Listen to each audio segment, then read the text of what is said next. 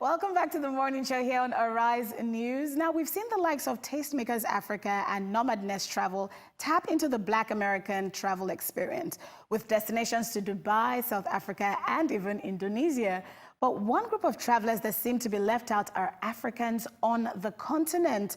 Here in Nigeria, there's this stifling effect of carrying a green passport, which I carry, in which you're often denied visa applications or have to endure a lengthy process.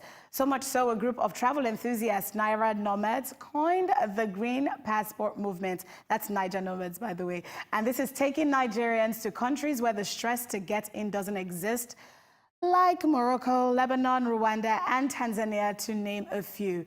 Now, the question is, why aren't Africans seen as good tourists? And joining me to discuss this are our guests of the day, Jessica, I almost said Jennifer, and our in-house analyst, Nena Ayugo. Welcome to the morning show. Welcome back. And we're talking about Africans on the continent.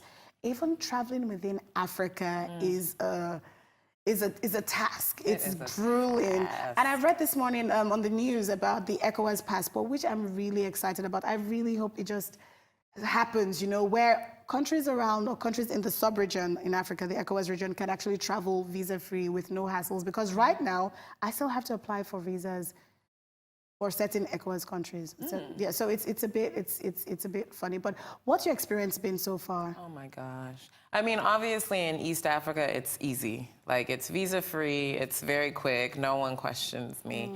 West Africa has been such a challenge for me. Oh, yes, wow. specifically West Africa. For example, I was in Dakar, and it's I don't know if it's visa-free or visa on arrival for everyone, it seems. And I got stamped in, fine. I was like, okay, cool. And they check everyone's passports on the way out. So I see them checking the Europeans and Americans, and they just send them away. And they're like, you have to go get a visa. I'm like, no. With your Ugandan passport. I'm like, but you just let them walk. Why are you doing this? And yeah, they made me, I didn't have to pay, but they made me like go and register. Process, yeah.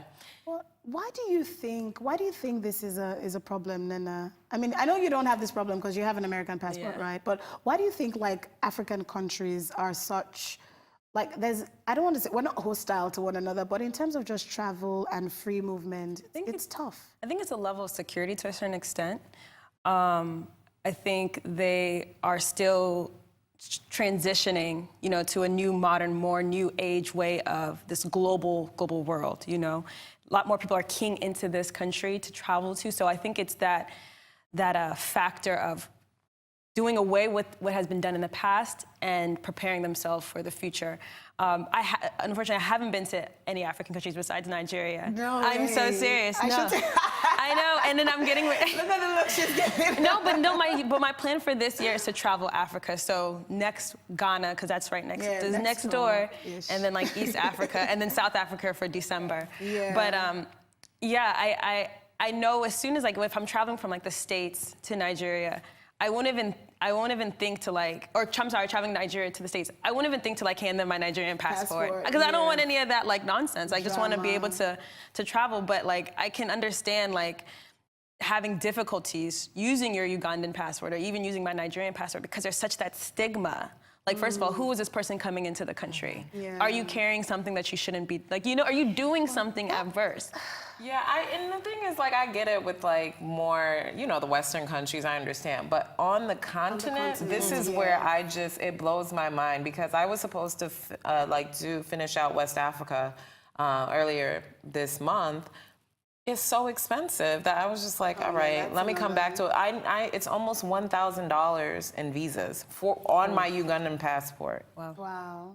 Like some countries want like 100, like Guinea-Bissau, all the countries between here and Senegal, basically.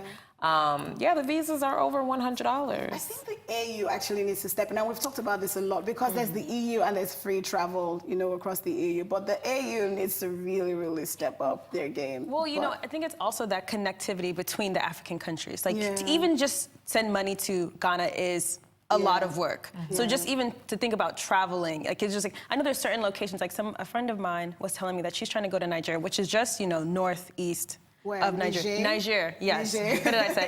Niger.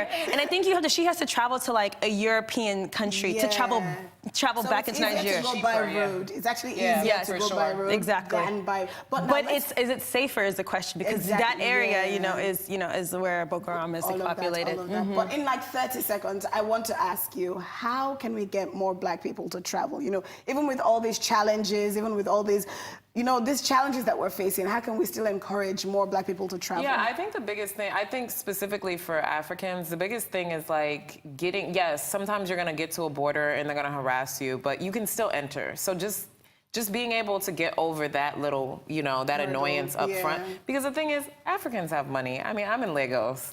Nigerians have money, exactly. So, and I also want people to get away from just going to Europe. So traveling Africa is so important. Europeans are always coming down here, and then we're running away. So it's just like, I really just think we need to focus on staying on this continent. Right, and that mindset of travel, regardless of the challenges you'll face, just still keep go. going. Nena, 30 seconds. Even here in the country, there's so many beautiful places to visit. Like, it baffles me every time, how we have to commute here on a boat. It was like, wow, this is my first time on a boat. And I'm like, wow, Lagos is an island. Yes, How Lagos else, are you, experience this place, experience where you live, I think a lot more people will feel fulfilled if they see what's around them. Just open your eyes up a bit. Yeah, well, thank you. It's been amazing talking to you. I'm hoping to talk to you next year when you've done the 195 countries. I wish you all the very best. Nena, it's been amazing talking to you, as always. I love your hair. I don't know if I said that already. And that brings us to the end of the morning show today. Thank you so much for watching.